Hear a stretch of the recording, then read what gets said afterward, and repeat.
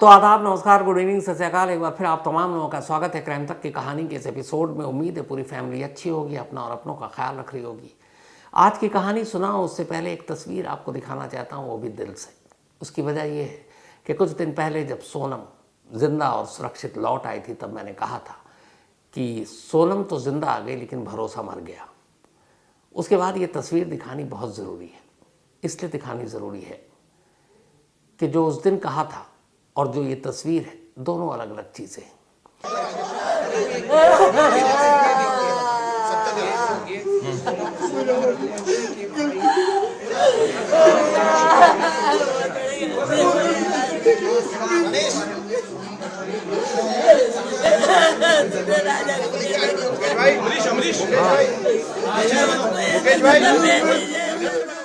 इस तस्वीर में एक शख्स है जो गोविंद है, सोनम का भाई। वही गोविंद जो 15 दिनों तक अपनी बहन को मेघालय में ढूंढता फिर रहा था। वही गोविंद जिसके पास 9 जून को सोनम का गाजीपुर से फ़ोन आया था। और इस वक्त वही गोविंद अपने सोनम के उसी ससुराल में है, यानी राजा रघुवंशी के घर पर, जिस राजा रघुवंशी का कत्ल खुद गोविंद की बहन सोनम ने किया, जो अब तक इल्ज़ाम है। राजा रघुवंशी के घर पर जब पहली बार पता चला कि सोनम ही कातिल है, तो सोनम की लगी तस्वीरों को फाड़कर जला दिया गया था। लोग गुस्से में थे, रिश्तेदार गुस्से में थे, घर वाले गुस्से में थे। लेकिन उसी सोनम का भाई और उसकी हिम्मत देखी कि वो उसी राजा के घर पहुंचता है। राजा की माँ के गले मिल मिल कर रोता है। ये जो एक फ्रेम है ना इस तस्वीर की, इस एक फ्रेम में मरी हुई इंसानियत का थोड़ा सा हिस्सा नजर आता है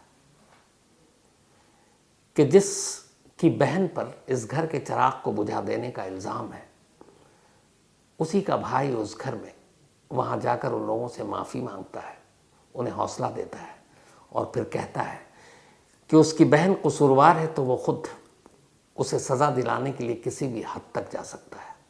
राजा के घर वाले भी अच्छे लोग, उन्हें भी पता है कि सोनम का ये भाई जो अपनी बहन को ढूंढने के लिए 15 दिनों से घर बार छोड़कर मेघालय में भटक रहा था, वो बेचारा अनजान था। उसे पता ही नहीं था कि उसकी बहन क्या कर रही है। ये तस्वीर इसीलिए दिखाना चाहता था कि अक्सर होता यह है कि जब कोई क्राइम करता है या कोई क्रिमिनल पकड़ा जाता है, तो उसके साथ साथ हम उसके पूरे परिवार को क्रिमिनल बना देते हैं, जबकि क्राइम करने वाला एक होता है। यहाँ सोनम गुनहगार है, लेकिन सोनम के इस भाई की कोई गलती नहीं, क्योंकि इसने कुछ नहीं किया था। और इसके हौसले और जज्बे को सलाम है कि ये जानते हुए भी कि सोनम के घर वाले, रिश्तेदार, शायद जो ससुराल वाले सोनम के गुस्से में होंगे, वो फिर भी वहाँ पहुँचता है और राजा की माँ से गले मिलकर रोता है। इसलिए ये तस्वीर आपको दिखाई थी। अब आते हैं आज की कहानी के ऊपर। मेघालय के DIG Davis N R Marak. Davis N R Marak से हमारे आज सहयोगी अरविंद ओझा ने मेघालय में बातचीत की थी। सोचकर भी अजीब लगता है कि जिसकी शादी को सिर्फ 11-12 दिन हुए हैं, पति को मार डालती है। पति हथियार से घायल होने के बाद जमीन पर तड़प रहा, अभी जिंदा है, मरा नहीं है, राजा रघुवंशी। 3 किलर उसके पास खड़े हैं और वहीं पर खड़ी है उसकी पत्नी सोनम। राजा मरने से पहले ये देख चुका था और राजा मरने से पहले ये जान चुका था कि उसकी मौत की वजह क्या है। सोचिए, वो हनीमून मनाना गया था। जो डीआईजी साहब ने इन लोगों से पूछताछ की, उसके बाद जो कहानी आई है वो ये है कि 23 मई की दोपहर को तीनों सुपारी किलर एक स्कूटी पर गए और सोनम और राजा रघुवंशी एक स्कूटी पर, क्योंकि तब तक राजा जिंदा था। इसके बाद वो पहुंचते हैं उस जगह पर जहां 300 स्टेप्स के बाद, 3000 स्टेप के बाद नीचे जाना था, फिर ऊपर आना था। स्कूटी पार्क करते हैं और उसके बाद ये लोग नीचे जाते हैं। नीचे जाने के बाद सन्नाटा था और वहाँ अचानक मौका देखकर एक सुपारी किलर आकाश हमला करता है। जब हमला करता है, सोनम पास में खड़ी थी। जब राजा रघुवंशी गिर पड़ता है, तब सोनम करीब आती देखने के लिए कि सचमुच वो मरा कि नहीं।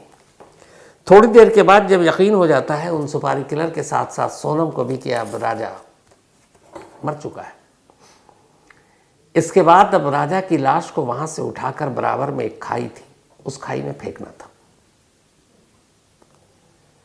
3 किलर थे, तीनों ठीक ठाक हट्टे कट्टे, आराम से राजा की लाश को उठाकर खाई में फेंक सकते थे। लेकिन पता नहीं क्या बात थी कि सोनम उन सुपारी किलर की मदद के लिए आगे आती है। फिर 4 हो जाते हैं, चारों मिलकर एक एक हाथ पैर राजा रघुवंशी का पकड़ते हैं और फिर उसको उठाकर पास की खाई में फेंकते हैं।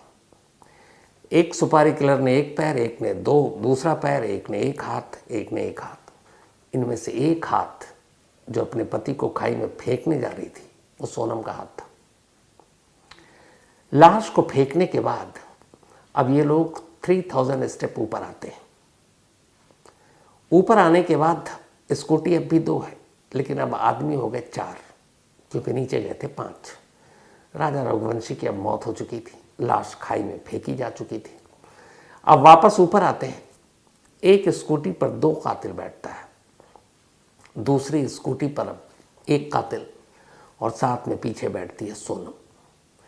जिस कातिल ने सोनम के पति राजा रघुवंशी को मारा, उसी की स्कूटी पर बैठकर अब ये चारों वहाँ से निकलते हैं। करीब 12 किलोमीटर दूर पहुँचते हैं। वहाँ जाने के बाद सोनम उस स्कूटी से उतर जाती है और उस स्कूटी को फिर वहीं लावारिस हालत में छोड़ दिया जाता है। इसके बाद तीनों सुपारी किलर निकल जाते हैं, सोनम अलग निकलती है। ये जो शिलोंग के डीआईजी हैं, ये उनका स्टेटमेंट है। तीनों अक्यूज्ड ने, कॉन्ट्रैक्ट किलर ने राजा रघुवंशी का मर्डर किया, तो बॉडी को खाई में फेंकने में किन किन का रोल था? देखिए, वो लोग ने जब हम लोग ने इंटरोगेट किया, इनिशियल इंटरोगेशन में वो लोग ने बताया कि वो तीनों, और वो लोग ने राजा का बॉडी को वो लोग ने उठाया और उसके वो लोग तीनों के साथ सोनम ने भी खुद वो लोग को मदद किया है उसको बॉडी को उठाने में। इंटरव्यू में ऑन द रिकॉर्ड कि लाश को खाई में फेंकने वालों में से एक सोनम थी। अब ये तो 23 तारीख की बात हो गई।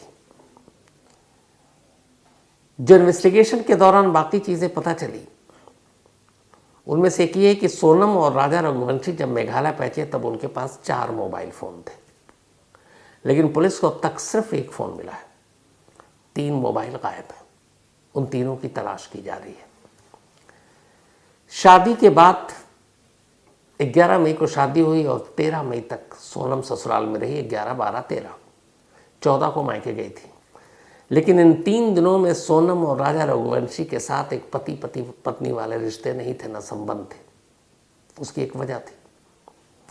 जो पूछताछ में खुलासा हुआ वो ये हुआ कि जब सोनम की शादी हुई, ससुराल पहुंची, तब उसने राजा रघुवंशी के सामने एक बात कही।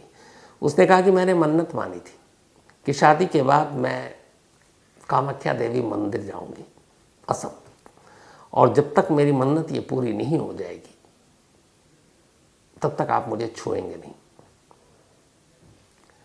राजा रघुवंशी को क्या पता था कि इस मन्नत के पीछे की फितरत क्या है।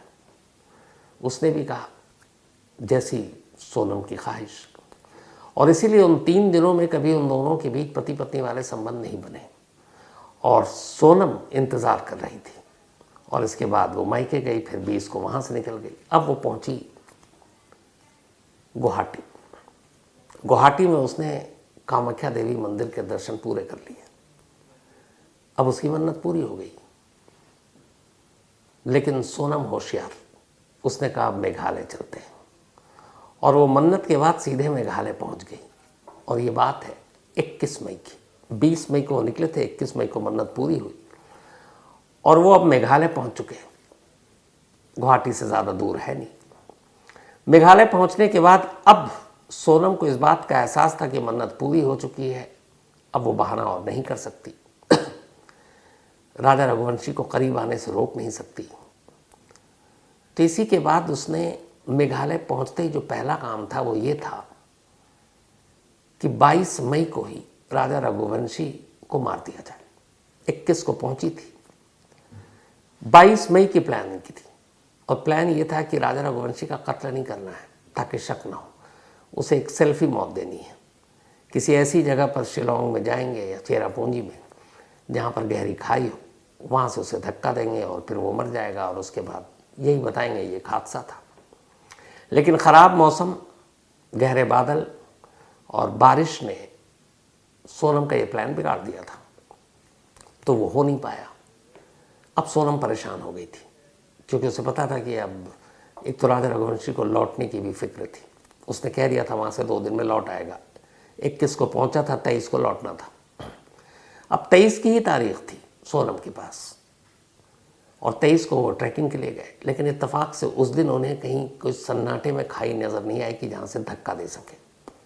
इसीलिए प्लान बी पे काम हुआ और सुपारी किलर को फिर कहा गया कि तुम ही मारो। लेकिन मारते वक्त वो वहाँ पे गवाह के तौर पर खड़ी थी। फिर कातिल के साथ ही अपने पति के कातिल के साथ स्कूटी पर वापस गई। मर्डर के बाद वो लोग एक जगह थे जिसका नाम है मौकोटॉक, वहां तक वो लोग एक साथ आए थे। कॉन्ट्रैक्ट किलर्स के पास वो लोग 2 स्कूटी में आए थे और दूसरी स्कूटी में सोनम बैठ के, वो तीसरा मतलब 2 लोग एक स्कूटी में बैठे थे और जो तीसरा जो कॉन्ट्रैक्ट किलर है उसके साथ सोनम बैठ के मौकोटॉक बोल के एक जगह है वहां तक वापस आए थे। अब डीआईजी साहब ने यह खुलासा तो किया, एक और अजीब चीज़ हुई है, वो ये कि जब इन 5 से अलग अलग इंट्रोगेशन हुआ, अभी तक किसी को आमने सामने बिठाकर खुलासा नहीं, मतलब पूछताछ नहीं हो। इसकी वजह यह है कि अभी ऑफिशियली पुलिस कस्टडी नहीं मिली थी। आज मेघालय की कोर्ट में 5 आरोपियों को 4 इंदौर से पहुंचे और यहाँ से सोनम को गाजीपुर से ले जाया गया था। तो इन 5 को आज दोपहर को मेघालय बल्कि शिलोंग की कोर्ट में पेश किया गया। शिलोंग पुलिस ने कोर्ट के सामने ये कहा कि राजा रघुवंशी के कत्ल के सिलसिले में इन 5 के खिलाफ उनके पास तमाम दस्तावेजी डॉक्यूमेंट्स और एविडेंस है, चाहे वो इलेक्ट्रॉनिक एविडेंस हो, चाहे टेक्निकल एविडेंस हो, सर्कमस्टेंशियल एविडेंस हो, या फिर चैट के रूप में हो, या फिर सीसीटीवी कैमरे के तौर पर हो, वेपन के तौर पर हो, सारे एविडेंस हैं। और ये इतने पुख्ता एविडेंस हैं कि अदालत में इन्हें कड़ी से कड़ी सज़ा दिलाने में ये बहुत मददगार होंगे। तो कोर्ट के सामने उन्होंने कुछ एविडेंस भी पेश किए। इसी के बाद कोर्ट ने इन 5 को नेक्स्ट 8 डेज, अगले 8 दिनों के लिए पुलिस कस्टडी में भेज दिया। अब इनसे पुलिस कस्टडी में आज से पूछताछ होगी, आज शाम से बल्कि शुरू हो गई होगी। जो डीआईजी साहब ने बताया वो ये है कि जब इन लोगों से अलग अलग पूछताछ की गई, इंदौर में, फिर इधर गाजीपुर में, रास्ते में, तो एक नई चीज़ ये आई कि जब सोनम से पूछा गया, सोनम ने और राज ने और तीनों सुपारी किलर ने अपना जुर्म कबूल कर लिया। उन्होंने मान लिया कि हाँ, उन्होंने ही राजा रघुवंशी को मारा है। लेकिन जब बात ये आई सवाल कि ये मास्टरमाइंड कौन, प्लान किसका था, सोनम हर बार राज कुशवाहा का नाम ले रही है और राज कुशवाहा से जब पूछा जा रहा है कि प्लान किसका था तो सोनम का नाम ले रही। आपको यकीन नहीं आता तो खुद जो डीआईजी हैं मेघालय के रिकॉर्ड पर, कैमरे पर कह रहे हैं, सुनिए उनको। वो ब्लेम गेम भी कर रहे हैं कि क्या सोनम एक्सेप्ट। हाँ, वही देखिए, वो लोग का इंटरोगेशन अलग अलग जगह में हुआ है। लाइक ये राज को तो हम लोग ने इंदौर में पकड़ा था, तो उसका पूछताछ प्रिलिमिनरी इंटरोगेशन जो है वो इंदौर में हुआ। सोनम को मतलब गाजीपुर में पकड़ा गया था और उसको अभी हम लोग ने जस्ट ब्रीफली कुछ पूछा है। तो जो हम लोग का ब्रीफ इंटरोगेशन में वो अभी वो ब्लेम गेम चल रहा है कि जैसा कि इसका मास्टरमाइंड कौन है, मतलब प्लान किसने बनाया था। तो सोनम बोल रहा है कि राज ने बनाया था, राज बोल रहा है कि सोनम ने बनाया था। वो ऐसा कंट्राडिक्शन अभी चल रहा है। तो अभी तो मुकदमा भी शुरू नहीं हुआ, ऑफिशियल पूछताछ भी अब शुरू हो रही है। लेकिन लगता है कि इन दोनों प्रेमी जोड़ों के बीच अभी से दरार पड़नी शुरू हो गई है, क्योंकि जब बात जुर्म और सज़ा की है तो एक दूसरे पर अब डाल रहे हैं। सोनम कह रही है कि इसकी प्लानिंग थी राज की, राज कह रहा है कि सोनम की थी। लेकिन जाहिर सी बात है कि जो सारे एविडेंस हैं और जब 8 दिन है अभी मेघालय पुलिस के पास, पूछताछ के दौरान सारी सच्चाई तो सामने आ जाएगी। एक जो मैंने पहले भी आपको कहा था कि आखिर ये सेल्फी किलिंग वाली बात क्यों थी, सेल्फी क्यों, तो मेघालय पुलिस ने बताया कि जब सोनम के सोशल मीडिया अकाउंट को खंगाला गया गूगल सर्च इंजन के ज़रिए उसकी देखी गई क्या क्या वो कर रही थी पिछले 1 महीने में, तो मेघालय को बहुत सर्च किया था उसने। मेघालय, चेरापूंजी, इन सबको सर्च किया और यहाँ से भी क्लू मिला। तो असल में, और दूसरा उसने ये भी देखा कि सेल्फी को लेके कितने हादसे हो रहे हैं, अलग अलग हर खबरें आती रहती हैं। तब उसे पहली बार ये आया था कि अगर सुपारी किलर से मारते हैं तो थोड़ा सा एक डाउट होता पकड़े जाने का। तो सुपारी किलर से किलिंग का सेकंड ऑप्शन रखा गया था। पहला ऑप्शन सुपारी किलर था ही नहीं, ये सेफ्टी था, प्लान बी, कि अगर नहीं हुआ तो क्या करेंगे, यानी डेस्परेट थे मारने के लिए। तो सोनम और राज ने पहला यही बनाया था कि जब पहला नाकाम होगा तब हम सेकंड सुपारी किलर से ये काम कराएंगे। पहला यही था कि इसे हादसा दिखाना है और इसके लिए किसी गहरी खाई के करीब जाना है, सेल्फी लेना है और मौका देखते ही सोनम को धक्का मारना है और वो गहरी खाई में जाएगा, मौत हो जाएगी। उसके बाद पोस्टमार्टम रिपोर्ट में ऊंचाई से गिरने की वजह से मौत साफ साफ आ जाएगी। फिर उसके बाद फ़ायदा ये होगा कि शादी के कुछ दिन बाद विधवा हुई सोनम के साथ उसके मायके और ससुराल दोनों लोगों की हमदर्दी होगी और फिर कुछ वक्त बीतेगा, लोग इस गम को भूल जाएंगे। फिर अचानक एक रोज़ राज कुशवाहा फरिश्ता बनकर आएगा कि मैं एक विधवा से शादी करने को तैयार हूँ और घर वाले भी अपनी जवान विधवा बेटी की शादी खुशी खुशी कर देंगे। पूरी प्लानिंग यही थी। लेकिन 22 मई को मौसम और बारिश ने बचा लिया था। अब आज से 8 दिन मेघालय पुलिस के पास है। इस दौरान में मेघालय पुलिस को जो आला कत्ल है, यानी वेपन जिससे कत्ल किया गया, वो ऑलरेडी उनके पास है। जो स्कूटी लावारिस थी वो उनके पास है। जो रेन कोट, शर्ट और आकाश सुपारी किलर का जैकेट खून से सना हुआ वो उनके पास है। और इन सारी चीज़ों को डीएनए और फॉरेंसिक एविडेंस जांच के लिए भेज दिया गया है। तो ये सारी चीज़ें हैं, प्लस सीसीटीवी कैमरे में कातिलों के साथ सोनम की मौजूदगी, वो भी एक अच्छा और बड़ा एविडेंस है। तो एविडेंस तो उनके पास भरपूर है। बस देखना ये है कि जब ये मुकदमा अदालत में पहुंचेगा तो किस तरीके से मेघालय पुलिस इसको वहाँ फाइट करती है। उम्मीद यही है कि ऐसे कातिलों को कड़ी से कड़ी सज़ा मिले। तो इसके साथ कहानी में फ़िलहाल इतना ही, लेकिन कहानी का सिलसिला ख़त्म करो उससे पहले वही अपना सिलसिला। आज रघुराज गुर्जर, इनका बर्थडे है, तो हैप्पी बर्थडे रघुराज गुर्जर भाई, आप हमेशा अच्छे रहें। नमन शर्मा, इनका भी आज बर्थडे है, हैप्पी बर्थडे नमन। और ये उमेश शर्मा जी के बेटे हैं। साथ ही अनस, इनका भी आज बर्थडे है, हैप्पी बर्थडे अनस। और ये शमीम साहब के बेटे हैं। इसके अलावा आज सोनम शुक्ला और अनूप शुक्ला, इन दोनों की एनिवर्सरी है। तो सोनम जी और अनूप जी, आप दोनों को शादी की सालगिरह की बहुत बहुत बधाई। और ये भेजा है एहसान मिश्रा ने। मैं थोड़ा सा अटका था सोनम जी ये नाम सुनकर, उस पर बुरा मत मानिएगा और अन्यथा भी मत लीजिएगा, क्योंकि पिछले कई दिनों से यही नाम चल रहा था।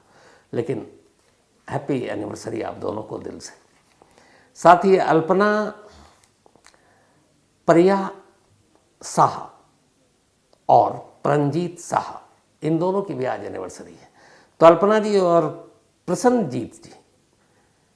सेन जीत जी हैं ये। तो अल्पना जी और प्रसन्न सेन जीत जी, आप दोनों को भी शादी की बहुत बहुत मुबारकबाद, सालगिरह की। तो इसके साथ कहानी में इतना ही। अब आपसे मुलाकात होगी कल रात 9 बजे किसी नई कहानी के साथ। तब तक अपना और अपनों का ख्याल रखिएगा। Thank you very much.